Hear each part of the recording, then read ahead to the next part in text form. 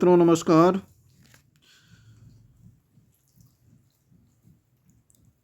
Palmistry के इस नए एपिसोड में आपका स्वागत है। प्रिय मित्रों, जैसा कि आप देख पा रहे हो, मनुष्य का चेहरा लगाया है मैंने। इसका मतलब शारीरिक बनावट पे जो रेखाएं या लक्षण होते हैं उसकी चर्चा होगी। प्रिय मित्रों, आज जो मुझे चर्चा करनी है उस पे एक वीडियो मैं 2-4 मिनट का डाल चुका हूँ। जो कुछ चीज़ें उसमें रह गई थी उसकी चर्चा करने के लिए मैं यहाँ पे उपस्थित हुआ हूँ। प्रिय मित्रों, जिस भी मनुष्य के ललाट पे यानी मस्तक पे इस तरह से 3 रेखाएं अविच्छिन्न दिखाई दे रही हों, कहने मतलब छिन्न भिन्न ना हो, कहीं से कटी फिटी ना हो, तो वह मनुष्य जो होता है वो सुखी होता है और पुत्र पुत्रियों से उसका घर भरा हुआ होता है। और ऐसी उम्र ऐसा जो मनुष्य होता है कम से कम 60 से अधिक वर्ष तक वो जीवित रहता है और ऐसा मनुष्य सुखपूर्वक जीवन व्यतीत करता है। उसकी ज़िंदगी में कभी कोई परेशानी नहीं होती है। तो ये रेखाएं एक दूसरे छोर तक जानी चाहिए, एक छोर से दूसरे छोर तक, तो ये शुभ फल होता है। कहने का मतलब ऐसा आदमी भाग्यवान भी होता है, भगवत भक्त भी होता है और विद्यावान भी होता है। धन पुत्र स्त्री सब कुछ इसके पास होता है। ये सुखी जीवन कह सकते हो व्यतीत करता है। बहुत सारे ज्योतिषाचार्यों का मत है कि ऐसा आदमी 100 वर्ष पर्यंत तक जीता है, 100 वर्ष की आयु होती है। लेकिन 60 से 75 जो आज की औसत आयु है वो आयु होती है। आप कह सकते हो एक तरह से पूर्ण आयु ऐसे मनुष्य की होती है। अगर हम ललाट रेखा के द्वारा आयु की गणना करना चाहें तो 3 रेखाएं अगर सीधी दिखाई दे रही हैं इस तरह से, तो करीब पूर्ण आयु ऐसे आज जातक की होती है। लेकिन वहीं पे अगर ये रेखाएं एक हों, 3 ना हों, ये रेखा एक हो, जिसके ललाट में एक रेखा कानों तक चली गई हो, तो वो मनुष्य, ये कानों के बारे में बताया गया है। अगर कान पे यहाँ रोम हूँ या ये रेखा यहाँ से निकले इस छोर से मस्तक के और ये कानों तक यहाँ तक चली गई हो, तो ये मनुष्य जो होता है बहुत ही दीर्घ आयु वाला होता है। इसकी उम्र बहुत अधिक होती है और पूर्णतः स्वस्थ जीवन जो है जीता है। लेकिन अगर ये रेखा छोटी हो, एक ही रेखा हो, छोटी रेखा हो, तो ऐसा आदमी जो होता है उसकी आयु कुछ कम होती है। आप कह सकते हो मध्यम आयु से भी कम आयु ऐसा मनुष्य जीता है। लेकिन ये रेखा अगर लंबी है तो पूर्ण आयु जिएगा। 3 रेखाओं के बारे में बता चुका हूँ मैं। मनुष्य की पूर्ण आयु होती है, करीब वो 60 साल से ज़्यादा ही जीता है। और वहीं पे अगर ललाट में बहुत सी रेखाएं हो, तो ऐसे मनुष्य जो होते हैं, अगर छोटी छोटी रेखाएं हैं, कहीं दिखाई दे रही कहीं नहीं दिखाई दे रही हैं, तो ऐसे मनुष्य की आयु भी मध्यम आयु होती है। और आप देखोगे कभी कभी ललाट में रेखाएं ही नहीं होती हैं, तो जिस मनुष्य की ललाट में रेखाएं ही ना हो वो मनुष्य भी करीब मध्यम आयु ही जीता है, 40-50 साल की आयु उसकी होती है। और अगर कहीं ज़्यादा छिन्न भिन्न रेखाएं ललाट में हैं, तो ऐसे जातकों के मनुष्य जो है अपमृत्यु बता रहा है कि अपमृत्यु हो सकती है। थोड़ा कष्टकारी या अपमानजनक मृत्यु की संभावना ज़्यादा छिन्न भिन्न रेखाओं होने से ऐसा योग बनता है, थोड़ा अशुभ योग है। प्रिय मित्रों, वहीं पे अगर ललाट पे इस तरह से त्रिशूल का चिन्ह दिखाई दे रहा हो तो ऐसे आदमी भगवत भक्त तो होते ही हैं, और ये धन और पुत्रों से संयुक्त होते हैं, धन पुत्र की कमी नहीं होती है, और इनकी आयु भी बहुत अधिक होती है, 100 वर्ष से ज़्यादा ऐसे आदमी जीते हैं। और बहुत ही भाग्यशाली लोग जो होते हैं उनके मस्तिष्क पे त्रिशूल या विष्णु चिन्ह जैसा साइन यहाँ पे बनता है।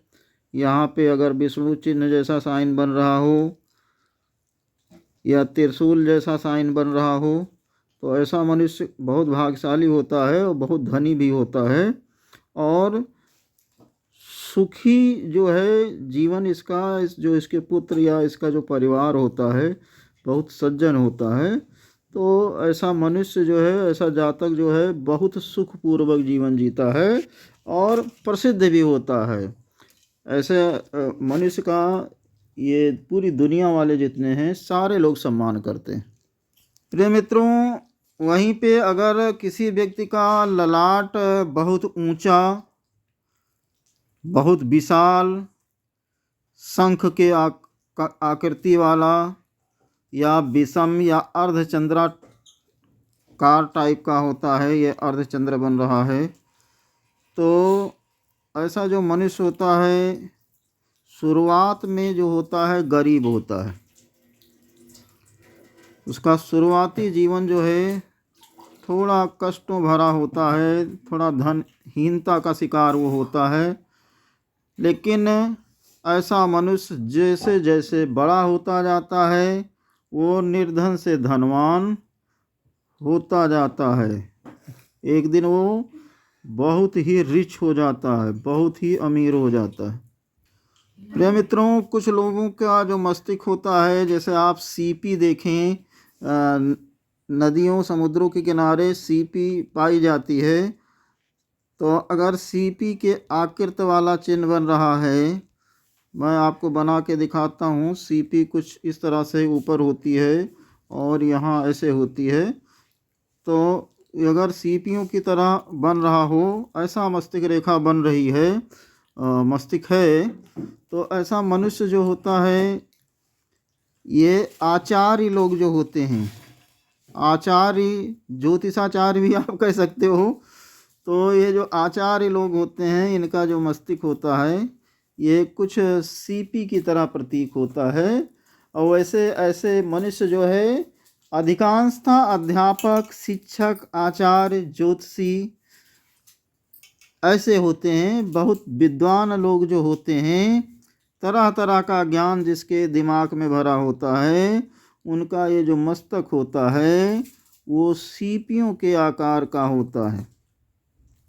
प्रिय मित्रों, वहीं पे आपको देखने को मिलेगा कि कुछ लोगों के जो मस्तिष्क होते हैं वो नसों से भरे होते हैं। कहने का मतलब ये अंदर जो ब्लड की नसें होती हैं ये उभरी हुई होती हैं, जगह जगह पे आपको नसें उभरी हुई दिखाई देंगी।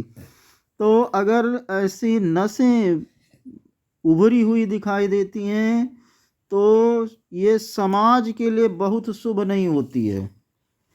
ठीक है, उस व्यक्ति के लिए कोई दिक्कत नहीं है, लेकिन ऐसा मनुष्य जो है वो समाज के लिए बहुत शुभ नहीं होता है। थोड़ा खतरनाक या जो पाप से न डरने वाले मनुष्य होते हैं, ऐसे लोगों की जो ये नसें होती हैं मस्तिष्क पे काफ़ी उभरी हुई आपको दिखाई देंगे। तो ऐसे लोग थोड़ा पापकारी होते हैं। ठीक है, लेकिन प्रिय मित्रों मैं बता दूं आपको, वहीं पर अगर ये जो नसें होती हैं वो ऊंची हों, ठीक है, जिनके मस्तक में ऊंची नसें पाई जाती हैं, थोड़ा ज़्यादा ऊंची दिखाई दे रही हों, और स्वास्तिक या त्रिकोण टाइप का चिन्ह दिखाई दे रहा हो, ठीक है, या नसें स्वास्तिक बना ले रही हूँ, या त्रिकोण का चिन्ह बना ले रही हूँ, या यहाँ पे स्वास्तिक दिख रहा हो, तो जब स्वास्तिक का चिन्ह दिखाई देता हो तो ऐसा मनुष्य बहुत ही धनीश्वर होता है। प्रिय मित्रों, वहीं पे जो मस्तक चंद्राकार चिन्ह के द्वारा चमकता होता है, चंद्राकार जैसा होता है, ऐसा मनुष्य भी राजसी सुख भोग करता है।